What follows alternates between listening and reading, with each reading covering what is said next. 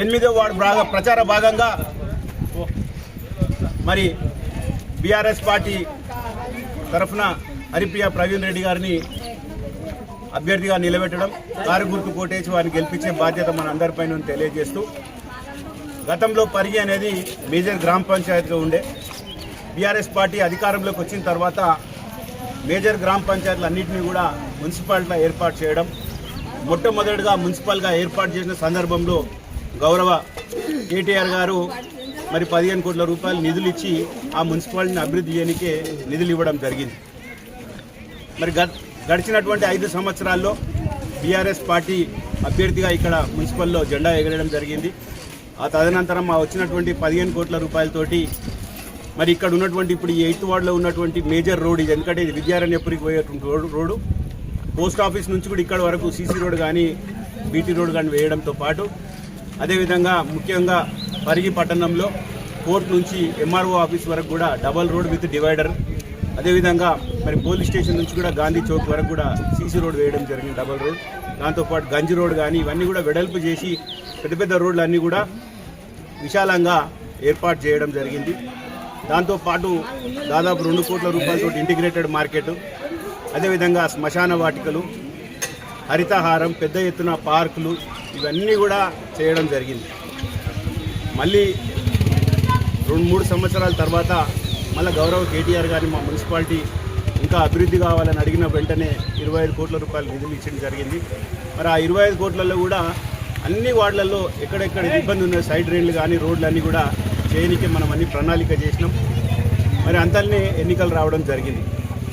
మరి ఎన్నికలు వచ్చినప్పుడు దాన్ని టెండర్ ఓపెన్ అయినా కూడా ఎన్నికలు అయిన తర్వాత కాంగ్రెస్ పార్టీ అధికారంలోకి వచ్చినప్పుడు ఆ 25 కోట్ల పనులు ఇప్పటి వరకు కూడా దాని పని చేయకుండా కాలయాపన చేస్తుండ్రు. ఒక పరిగిలనే కాదు, ఏ మున్సిపాలిటీలో కూడా 1 రూపాయి పని ఇవాళ ఈ ప్రభుత్వం వచ్చిన తర్వాత చేయలే. 2 సంవత్సరాల నుంచి వాళ్ళు ఎక్కడ చూసినా బీఆర్ఎస్ పార్టీ ఆనవాళ్ళు లేకుండా చేయాలి, ఎక్కడ మీటింగ్ పెడితే కేసీఆర్ని తిట్టడం, కేటీఆర్ని తిట్టడం, అక్రమ కేసులు పెట్టడం, బీఆర్ఎస్ పార్టీ నాయకులు పనిచేసేటువంటి నాయకులను కూడా కేసులు పెట్టడం తప్ప వారి పాలన మీద ఎక్కడ కూడా వాళ్ళకి పట్టులేదు. మరి నిన్ననే ముఖ్యమంత్రి గారు పరిగికి వచ్చిండ్రు, ప్రజాపాలన ప్రజాబాట అని ఒక మీటింగ్ పెట్టిండ్రు, అది కూడా నారాయణపూర్ విలేజ్లో పెట్టిండ్రు. మరి అదొక గవర్నమెంట్ ప్రోగ్రామ్. అక్కడ వచ్చి వాళ్ళు మున్సిపల్ ఎన్నికలకు ప్రచారం పెట్టిండ్రు. అక్కడ ఉన్నటువంటి మహిళా సంఘాలకు ఒక చెక్కులు ఇచ్చి మరి పరిగికి ఏమి ఇచ్చారంటే ఒక పెద్ద గుండుసున్న ఇచ్చింది. ఏం కూడా ప్రకటించలే. ఒక ముఖ్యమంత్రి ఒక నియోజకవర్గానికి పోయినప్పుడు అక్కడ ఉన్నటువంటి అవసరాలను బట్టి ఏ ముఖ్యమంత్రి అయినా కూడా ఎన్నో నిధులు ఇస్తాడు. మరి ఇక్కడ ఉన్నటువంటి ఎమ్మెల్యే పెద్ద పెద్ద గొప్పలు చెప్పిండు, ముఖ్యమంత్రి వస్తుండు, 600 కోట్ల పనులు వస్తున్నాయి, జిల్లాకు 200 కోట్ల పనులు వస్తున్నాయి, అవి వస్తున్నాయి, ఇవి వస్తున్నాయని నిన్ననే చెప్పడం జరిగింది. కానీ ముఖ్యమంత్రి ఒక పెద్ద గుండుసున్న ఇచ్చిపోయిండు. ఇప్పటికైనా ప్రజలు ఆలోచన చేయాలి.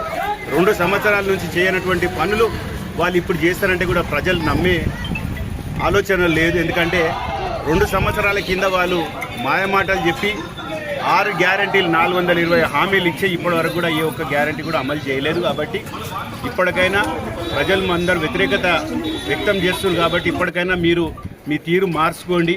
ప్రతిపక్షాలను తిట్టడం కాదు, ఇచ్చినటువంటి హామీలు నెరవేర్చండి. ప్రజలకు ఇచ్చినటువంటి హామీలు నెరవేర్చి పాలన చక్కగా చేయండి. 2 సంవత్సరాలు టైం ఇచ్చడం మేము ఇప్పటి నుంచి మేము ఊరుకునేది లేదు. తప్పకుండా ఈ మున్సిపల్ ఎన్నికల్లో కూడా పరిగిలో కూడా ఖచ్చితంగా జెండా ఎగిరేస్తున్నాం. తదనంతరం తప్పకుండా ప్రజల కోసం పోరాటం చేస్తాం. ప్రజలకు ఇచ్చిన హామీలు నెరవేర్చే విధంగా మేము నిరంతరం కూడా పోరాటం చేస్తామని తెలియజేస్తూ, ఇదే విధంగా తుంకులగడ్డ కూడా ఎందుకంటే కొత్తగా ఏర్పాటు చేసింది, ఇక్కడ కూడా పెద్ద శ్మశాన వాటిక కూడా ఏర్పాటు చేయడం జరిగింది. సీసీ రోడ్లు కానీ డ్రైన్లు అన్నీ కూడా పెద్ద ఎత్తున ఈ వార్డులో కూడా తప్పకుండా వచ్చినటువంటి జెండా ఎగిరేసిన తర్వాత తప్పకుండా ఈ వార్డు మీద కూడా ప్రత్యేక దృష్టి పెడతామని తెలియజేస్తూ, కారు గుర్తులు అందరూ కూడా ఓటేయాలని పరిగి మున్సిపల్ ఉన్నటువంటి ఓటర్లకు అందరూ కూడా విజ్ఞప్తి చేస్తున్నా. జై తెలంగాణ.